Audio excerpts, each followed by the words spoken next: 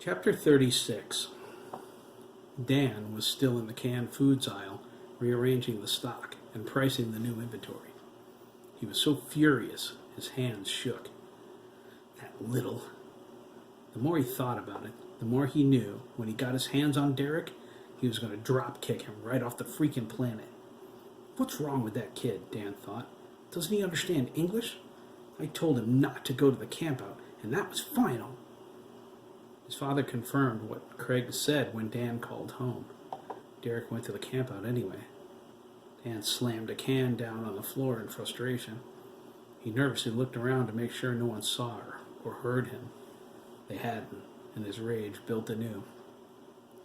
After Craig left, Mike walked out of the office to key B's register from a bounce check alert. Dan's first reaction was to call home and see if Derek was still there. His brother needed to understand his life was on the line. He slipped into Mike's office and hit Mom and Dad on his droid's speed dial. Dan was angry, and when his father told him Derek already left to meet Sandy and Ian, he exploded. "Why did you let him go?" Dan yelled into his phone. He cringed before his father even spoke.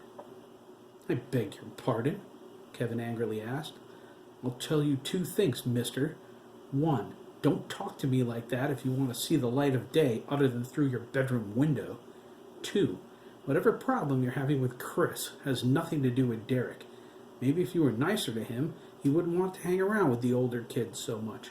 In the meantime, it makes him happy. You keep your nose out of it and leave him alone." Kevin hung up. Dan threw his phone across the office and knocked over Mike's pen holder. The pens and pencils scattered all over the floor.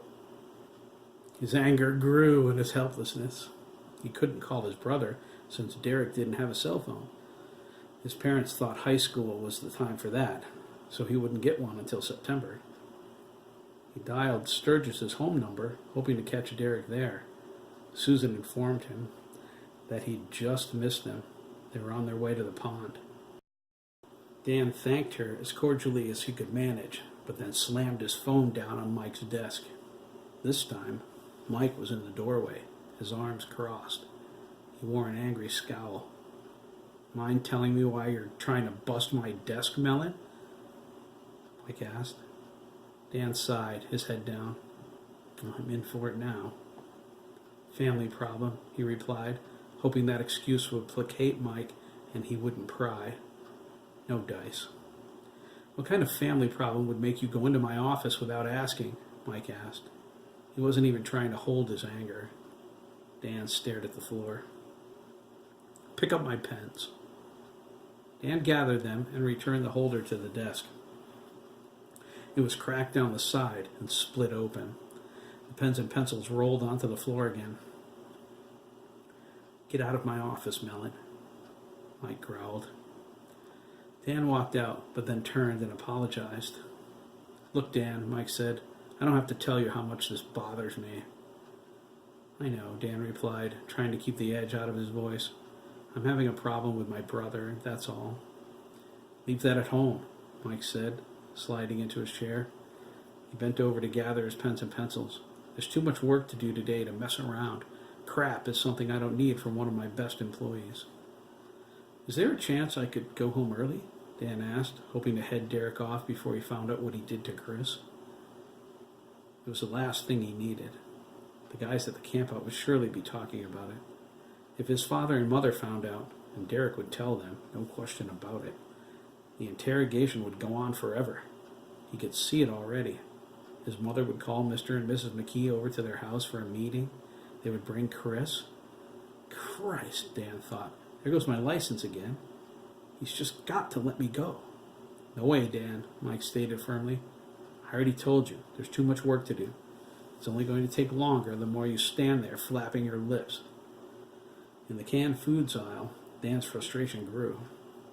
He wasn't far from losing it altogether when he felt the soft grip of the girl's hands on his shoulders.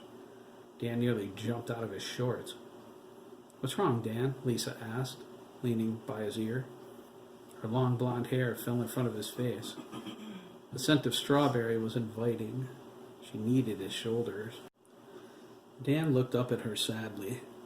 Nothing's wrong, okay? You're not a very good liar, Lisa remarked, placing her hands on her hips. She moved in front of him. Dan said nothing. He kept clicking. Well, Lisa sighed, walking toward the ladies' room. She acted offended. You know where to find me if you want to talk. Lisa, Dan called as she neared the end of the aisle. Lisa paused, her back to him. She grinned. Boys, they're just too easy. She replaced her grin with a look of annoyance and spun around. She had one hand on her hip, smacking a piece of gum. Dan cringed at her expression. I'm sorry, okay? I don't want to talk about it here, that's all. Lisa nodded, fighting back her grin. Are you busy tonight? She asked, her tone sharp on purpose. I have a little time I can spare before the first grad party I'm checking out. Dan began, trying to think up an excuse. He had to get to Derek. When he saw Lisa's face darken, he changed his mind. It was going to be too late anyway. No, I'm not busy. Well, if you want, you can come out with me for a little while after work. We can talk or something. I'd like that, Dan replied. I have a lot on my mind. I could use someone to talk to. Good, Lisa nodded, turning away. Don't leave when you're finished.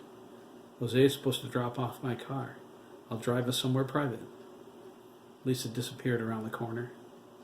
Dan grabbed the tagger and went back to work with renewed vigor. He saw an intriguing look in Lisa's eyes, even though she was trying to hide it.